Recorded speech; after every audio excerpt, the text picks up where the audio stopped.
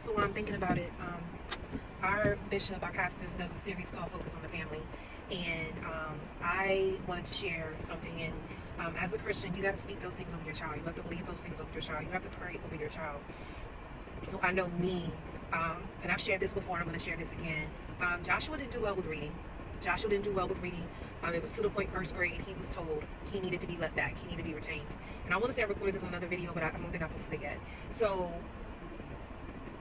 we did the work naturally. Like, we looked into reading camps. Anytime the school district offered for us to do something over the summer, he went to the reading intervention classes during the school year.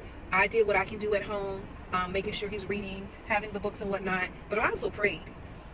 Being a member of our children's church, I also volunteered at our children's church. So I saw the confession that those kids spoke every Sunday. And me and Joshua took those scriptures and recited over him every morning. I'm a child of Christ. Oh gosh, I can't remember it now.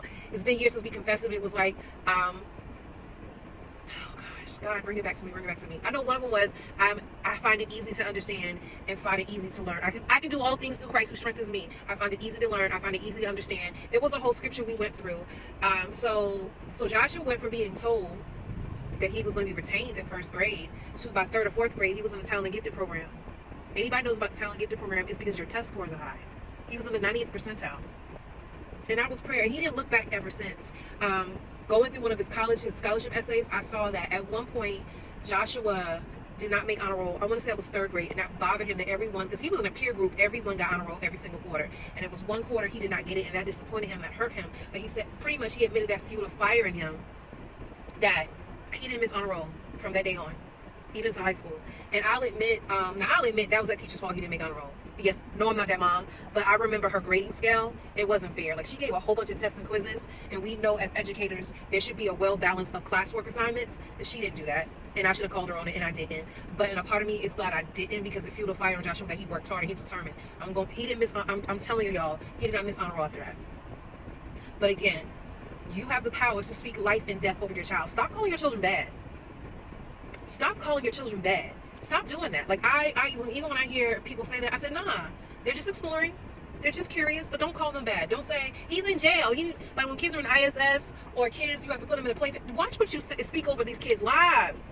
Speak, like, I even got to the point, I'm like, with my students, if you don't watch your behaviors, you're going to find yourself being locked up. I never said, you're jailbait, you're delinquent. No. If you don't watch your decisions, there's a difference. So be mindful how we speak into our children's lives. But we are literally, for some of us, speaking into their destiny, a negative outcome. So some of us as parents need to rebuke ourselves and make sure we're conscious. And if you're not willing to go through the scriptures and find out confessions you can make, trust me, there's some out there that you can literally confess over your child. Psalms 91, one of the ones my pastors recited tonight was Psalms 112. Recite those in a scripture, a confession over your child. My child, even Psalms 23.